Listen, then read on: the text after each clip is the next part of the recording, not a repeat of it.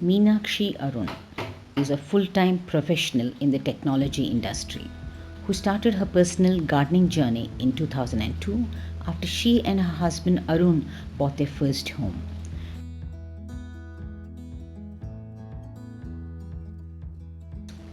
She regularly shares simple and practical tips for urban foodscaping on her Instagram account Meenakshi_Arun.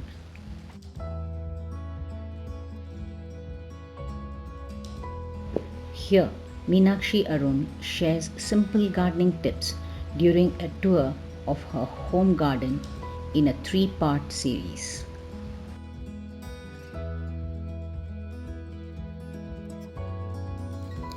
Continuing to another bed is more examples of intensive planting. You can see here some native pollinators, cosmos. There is some dill plants there. Those are chives. I also have some more turmeric planted here. This is another variety, and these are interplanted with the avarika and our hyacinth beans. This is the season for them. This is our drumstick tree. You can see the adamant creeper or pirandai also intertwined there. We just pruned the drumsticks. This is important to do after every harvest. And then we've also provided some stakes for the avarika to move over the wall, and then there is a trellis on the other side. The gongura leaves are also companions in this bed. What you're seeing here is the gum from a moringa tree. I believe this has a lot of medicinal benefits. I'm researching this a bit more.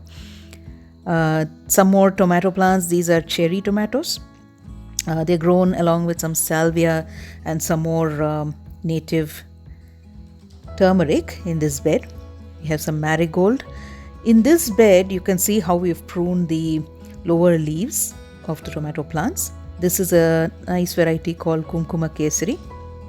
And you can see here how keeping the bed free of debris will reduce any of the pest attacks on the tomato plants.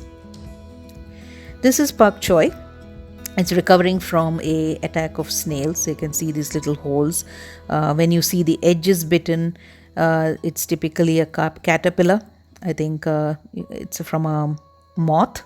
But this does not necessarily mean that these crops are damaged forever. You will see that the growth continues from inside. So in organic gardening, that's part of life. You can hand pick and remove the pests, and then your plants will bounce back.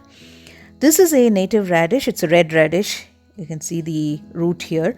I'm saving this plant because we really like the flavor of this radish. So I'm hoping it will flower and we can save some seeds. And I hope that radish will also stay tender. It is a really sweet and nice variety. I wanted to make sure we continue to grow it. This is nightshade, also called Manatakali, extremely useful to treat internal ulcers and bleeding. The berries are used, dried and salted. There's pepper, bush pepper, growing in 2 pots there. These need shade. That's my pumpkin that I'm growing in a small bed. We also have more pumpkins growing in the ground in another patch, but I'm trying to see how this will do in a compact environment. And you can see there's a tomato that's existing quite happily with this pumpkin. So the only thing we do here is sprinkle ash regularly, and this helps both in the flowering as well as managing a lot of the squash beetles. And you can see that there is quite a few male and female flowers. There's a female there. Pumpkins also, like all gourds, they benefit from hand pollination. Let's see if we can find an example. So this is a male flower of the pumpkin. And what you do to hand pollinate is you pluck the male flower and then you very gently introduce the pollen into the female flower. Now this should be done the day the female has bloomed. I actually finished this the day before this video was shot, but I'll demonstrate it again. So all you do is just open up the flower. The female flower will be fully bloomed, and the female can be recognized by the little pumpkin behind it. And you gently, very gently, just rub the pollen on the female flower parts. That's it. And this should give you a hand pollinated flower, which will result in a nice and healthy pumpkin. The best treatment, definitely, as I said, for pumpkins is just sprinkling some ash, wood ash, regularly, and this will help repel all the pests. This is gongura that has been regrown from stems. So as we cut for the kitchen, we plant the stems back.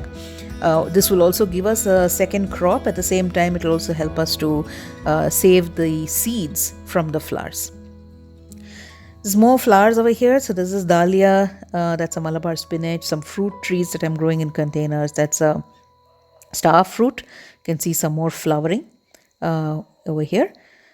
The Malabar spinach is one of the richest kinds of greens, and we really enjoy cooking that at home. Here are some mulberries.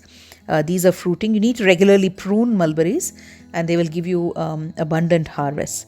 You can see there the fruits are just developing on this one. All of these are grafted plants that I'm growing in pots. Here's a example of eggs laid on a leaf. So as you do your garden check in the morning, you can simply pick them and throw them away. We're growing some balsam here. We've seen that this is a very nice pollinator. That's ivy gourd. So ivy gourd is grown from cuttings, not from seed, and it takes its time to settle, but once it does, there is prolific production. And we've been enjoying a harvest of close to 1 kilo of these vegetables almost every week. And this really needs no care. You just need to put it in a trellis. Here is another kind of pumpkin. This patch has sweet potatoes, some more tomatoes, and pumpkin. The 3 types of sweet potatoes mixed into this bed. For sweet potatoes, you keep cutting them and planting them. The more cuttings you put in, you'll get more harvest. This is the curry tree, the same one that the chow chow is on. You can see some more chow chow hanging from it. That's the trellis that they don't seem to like, although it is made of bamboo. But this is something you will see common in your garden, where plants tend to choose a companion from their own world.